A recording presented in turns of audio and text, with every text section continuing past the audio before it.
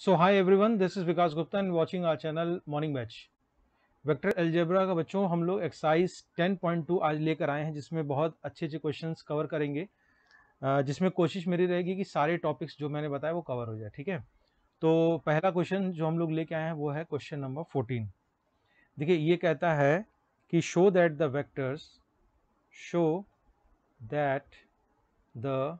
Vector, कोई आपको vector दिया हुआ है i प्लस जे प्लस के। ठीक है, ये आपका क्या है, i प्लस जे। इनफैक्ट आपको यूनिट वेक्टर ही दिया हुआ है, लेकिन आपको शो करना है क्या, is equally inclined to the axis, is equally inclined to the axes. देखिए प्लूरल फॉर्म है, एक्सेस ओ एक्स, ठीक है, O Y and O Z. जैसे कि मान लीजिए कि आपकी ये है वाई एक्सिस, ये आपका एक्स एक्सिस और ये आपका जेड एक्सिस, और सपोज करिए कि यहाँ पर कोई पोजीशन वेक्टर आपका P है। ठीक है, तो जो आपका एक्स एक्सिस से बनाएगा वो एंगल होता है अल्फा। ठीक है, जो वाई एक्सिस से बनाएगा ये पोजीशन वेक्टर वो होता है बीटा, और यही आपका पोजीशन वेक्टर जो आपका जेड एक्सिस से बनाएगा ये वो होता है गामा। ठीक है, और cos alpha, cos beta, cos gamma direction cosine मैंने बताया था आपको कैसे निकालते हैं। ठीक है, तो देखिए हमारा गिवन वेक्टर क्या दिया हुआ है, वेक्टर हमारा दिया हुआ है वेक्टर ए, सपोज कर लीजिए दिया हुआ है i प्लस जे प्लस के।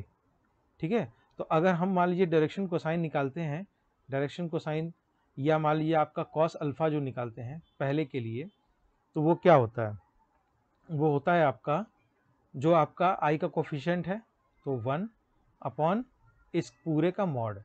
ठीक है, सपोज कर लो ये मॉड ए मैंने लिख दिया। ठीक है बच्चों, तो ये क्या हो जाएगा 1 बाई अंडर रूट, देखिए यहाँ भी 1 है, यहाँ भी 1 है, यहाँ भी 1 है, तो 1 का स्क्वायर 1 का स्क्वायर 1 का square is equal to 1 by 1 plus 2 plus ये कितना हो जाएगा अंडर रूट 3। ठीक है बच्चों, और यही आपकी कितनी किसकी वैल्यू हो जाएगी, कॉस अल्फा की। ये हम लोग डायरेक्शन कोसाइन निकाल रहे हैं।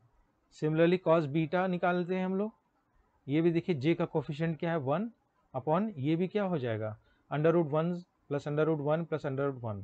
ठीक है, 1 स्क्वायर प्लस 1 स्क्वायर प्लस 1 कितना हो जाएगा अंडर रूट 3। ठीक है, सिमिलरली कॉस गामा कितना हो जाएगा 1 by under root 1 square plus under root 1 square plus under root 1 square कितना हो जाएगा अंडर रूट 3।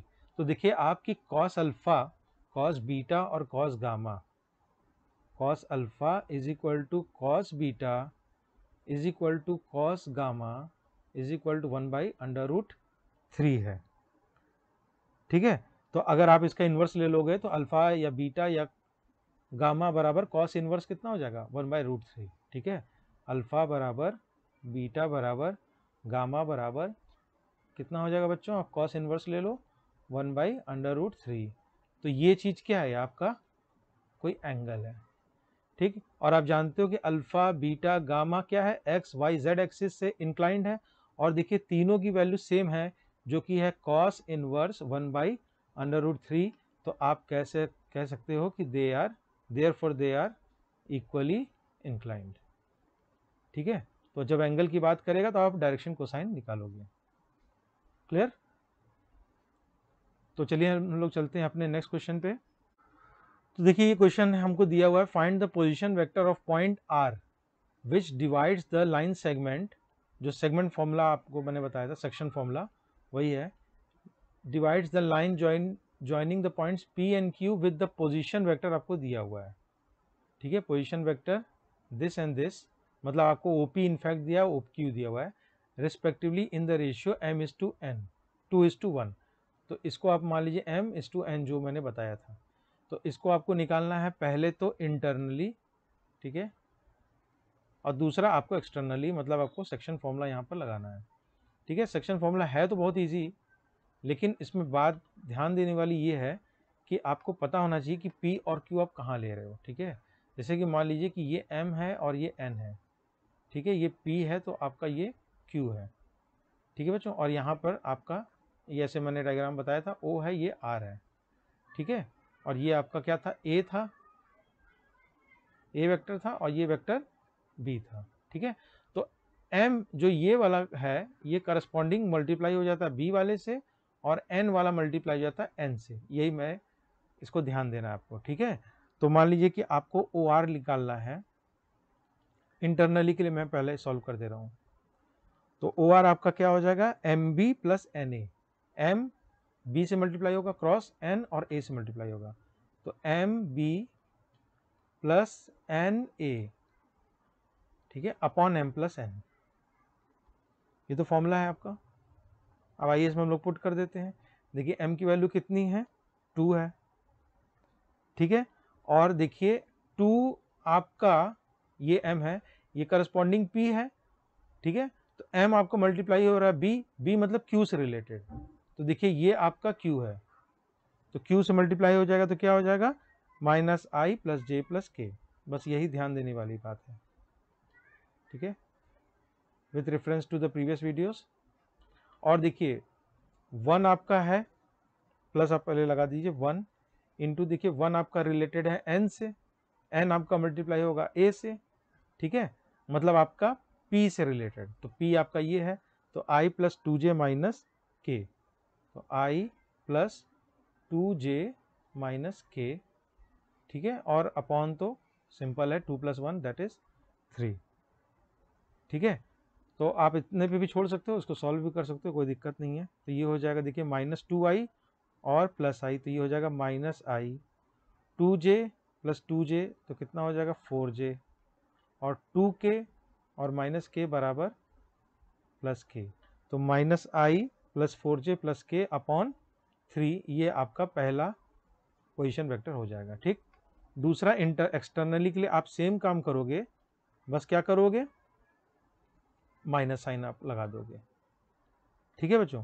तो देखिए 2 सेम चीज़ है, माइनस आई प्लस जे प्लस के, ठीक है, माइनस 1 इंटू आई प्लस 2j माइनस के, और नीचे भी आप माइनस लगा दोगे, मतलब 2 - 1। अब इसको सॉल्व कर लो, माइनस 2i और माइनस आई कितना हो जाएगा, माइनस 3i।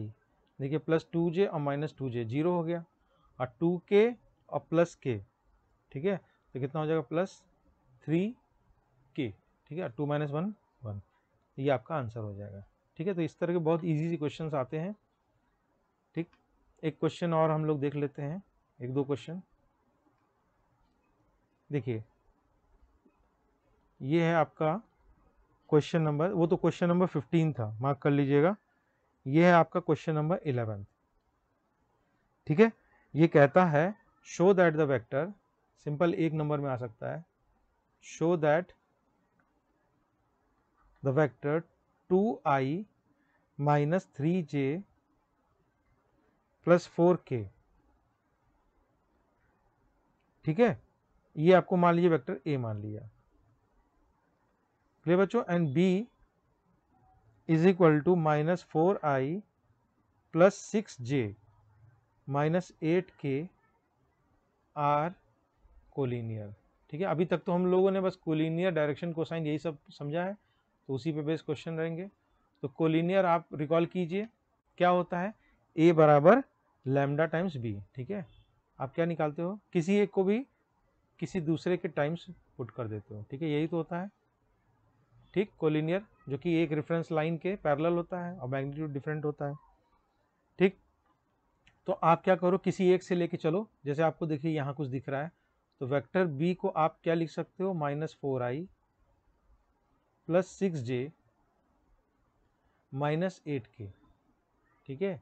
और इसको आप तुरंत बच्चों क्या लिख सकते हो, देखिए यहाँ पर 2 कॉमन है, तो आप क्या करो, -2 कॉमन ले लो, ठीक है, आपको a में से रिलेट करना है, तो -2 कॉमन ले लिया और अंदर कितना बचेगा 2i, ठीक है, माइनस है तो माइनस प्लस माइनस 2i, देखिए यहाँ प्लस लाना है तो यहाँ माइनस लगा दीजिए और 3j, और यहाँ माइनस लाना है तो यहाँ प्लस लगा दीजिए 4k,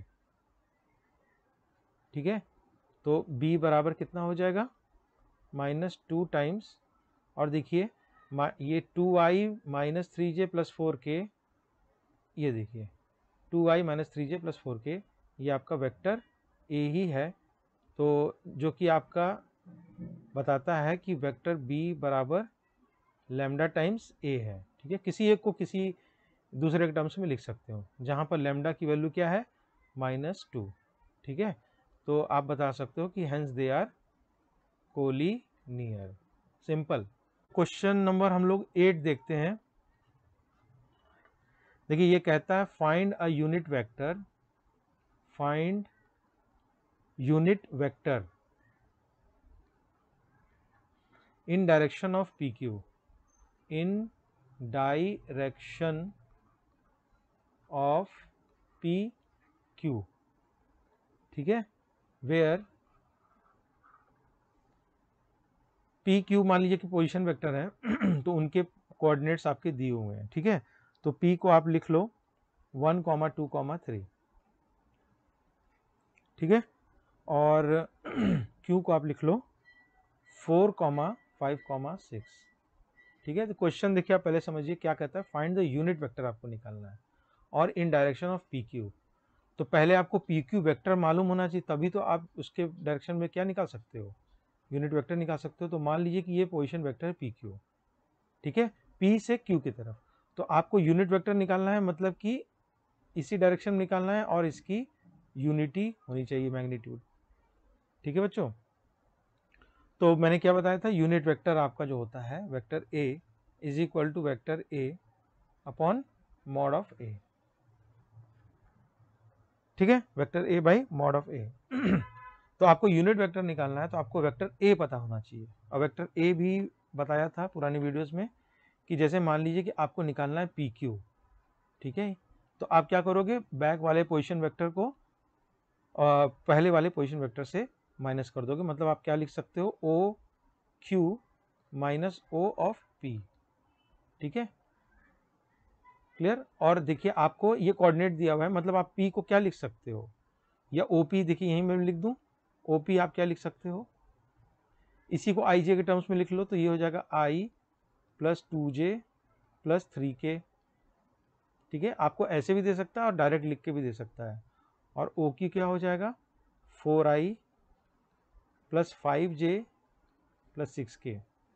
ठीक है, अब तो सिंपल आप OQ निकाल लो, OQ कितना हो जाएगा, OQ तो निकला हुआ है, OQ माइनस OP इस वाले में से इस वाले को माइनस कर दो, OQ माइनस OP, तो 4 माइनस 1 3I, 5 माइनस 2 3J और 6 माइनस 3 3K। कॉन्सिडेंस है, तीनों ही क्या है आपका बच्चों, 3 है। ठीक है, और बीच में प्लस साइन आप लगा दीजिए। ठीक, 4 माइनस 1 3, 5 माइनस 2 3, और ये, तो ये बच्चों आपका हो गया PQ वेक्टर। अब जैसा कि आप जानते हो कोई भी यूनिट वेक्टर आप कैसे निकालते हो, उसी सेम, तो आप PQ क्या करोगे, एक यूनिट वेक्टर का साइन लगा दोगे, बराबर क्या हो जाएगा, PQ vector by mod of PQ। ठीक है, इतना आप लिखोगे, एग्जामिनेशन को क्लियर करोगे, तभी आपको स्टेप वाइज नंबर मिलेंगे। तो PQ आप लिख लो as it is 3I plus 3J plus 3K, 3I plus 3J plus 3K। ठीक है, अब मॉडुलस कैसे निकालते हो, अंडर रूट सबका स्क्वायर और सम, 3 square plus 3 square plus 3 square. ठीक है, तो आपका देखिए क्या होने जा रहा है, ये हो जाएगा 3I 3J 3K। ठीक है, और 3 3 जा 9, 3 3 जा 9, 3 3 जा 9, 9 3 जा 27, और वो भी अंडर रूट से, तो ये आपका फर्दर हो जाएगा। देखिए ये आपका नीचे 3√3 आ जाएगा, एग्री करते हो, 3√3, और ऊपर वाले 3 से आप कैंसिल कर दो, तो देखिए ये क्या आने जा रहा है बच्चों, आई, देखिए ये 3 और नीचे भी 3√3, 3 3 कैंसिल हो जाएगा, तो ये हो जाएगा अंडर रूट 3। सिमिलरली आपका सेम चीज़ वही रहेगा। ठीक है बच्चों, अंडर रूट 3 और K बाई अंडर रूट 3। ठीक है, I by under root 3 plus J by under root 3 plus K by under root 3, ये आपका रिक्वायर्ड यूनिट वेक्टर हो जाएगा, required unit vector. Unit vector का सिंबल ये है कि ऊपर आपका कैप रहता है। ठीक, तो चलिए एक और क्वेश्चन देख लेते हैं। क्वेश्चन नंबर हम लोग 17 देखते हैं। देखिए ये कहता है कि show that the points ABC, points ABC with position vector. देखिए कहीं पोजीशन वेक्टर आपको दिया रहेगा, कहीं आपको बनाना होगा, सिंपल है, केवल आप आई जे के से लगा लोगे कोऑर्डिनेट तो आपका पोजीशन वेक्टर हो जाएगा। ठीक है, तो विथ पोजीशन वेक्टर बच्चों क्या दिया हुआ है, आपका वेक्टर ए दिया हुआ है 3i minus 4j minus 4k, 3i minus 4j minus 4k। ठीक है, वेक्टर बी चलिए एक सीक्वेंस में लिख लेते हैं, 2i माइनस जे प्लस के, 2i माइनस जे प्लस के, और वेक्टर सी दिया हुआ है आपको i minus 3j minus 5k, i minus 3j minus 5 of k। ठीक है, रिस्पेक्टिवली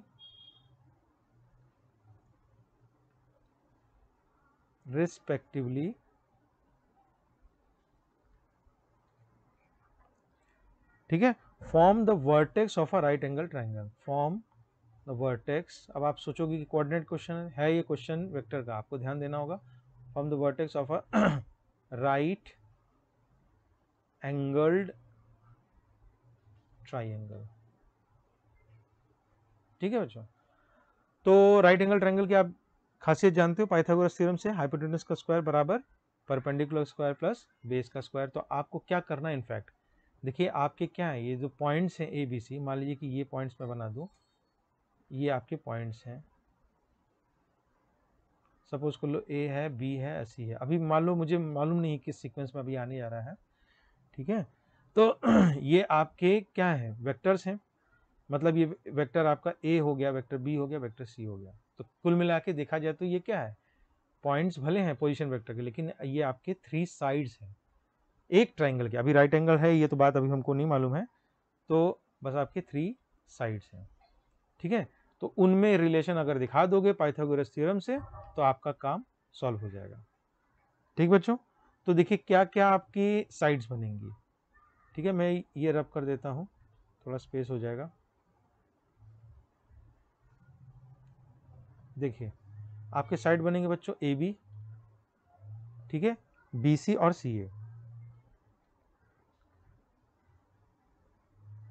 ठीक है, और पोजीशन वेक्टर्स आप क्या जानते हो, लास्ट वाले माइनस पहले वाले, तो ओ बी माइनस ओ ए, ये क्या हो जाएगा ओ सी माइनस ओ बी, और ये हो जाएगा ओ ए माइनस ओ सी।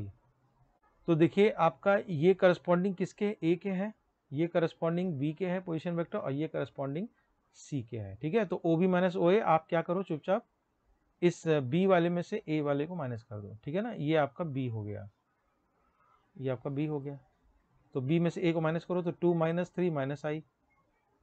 ठीक है, माइनस जे और minus minus plus, plus 4j तो 3j। ठीक है, और k और माइनस माइनस प्लस 5k। ठीक है, ये आपका प्लस हो जाएगा। तो देखिए ओ सी माइनस ओ बी, तो ये सी में से बी को माइनस कर दो तो आई माइनस 2i कितना हो जाएगा, माइनस आई, और माइनस 3i, और ये माइनस माइनस प्लस हो जाएगा, तो माइनस 3j और प्लस j कितना हो जाएगा, माइनस 2j। ठीक है, ये सी है ना, और आपका कितना हो जाएगा, माइनस 5 और माइनस माइनस 6k हो जाएगा। ठीक है, तो अब आपको क्या करना है कि ए बी, ये तो आपका वेक्टर आ गया, अब आपको मॉड निकाल लेना है। ठीक है, मॉड निकालने से क्या होगा, तभी तो आपके साइड की लेंथ मालूम चलेगी, और तभी तो आप पाइथागोरस थ्योरम अप्लाई कर पाओगे ना। तो पहले आप क्या करो, ए बी को निकाल लो। ठीक है, मॉडुलस ए बी। ठीक है, मॉडुलस ए बी देखो बच्चों क्या होता है, शॉर्ट में मैं बता रहा हूँ, under root A square plus B square plus C square. ठीक है, मतलब अंडर रूट आई का कॉम्पोनेंट का square plus under root J का कॉम्पोनेंट का स्क्वायर प्लस अंडर रूट के का कॉम्पोनेंट का स्क्वायर। ठीक है, लेकिन अब चूंकि हम लोग पाइथागोरस से डील करने जा रहे हैं तो वहां पर हाइपोटेन्यूज स्क्वायर बराबर P square plus P square होता है, तो हम लोग डायरेक्ट कर लेते हैं, तो ए बी का स्क्वायर कर लेते हैं। ठीक है बच्चों, तो क्या हो जाएगा कि इसका भी स्क्वायर हो जाएगा। ए बी देखिए क्या बनने जा रहा है, यहाँ पर देखिए 1 का स्क्वायर प्लस 3 का स्क्वायर और प्लस 5 का स्क्वायर।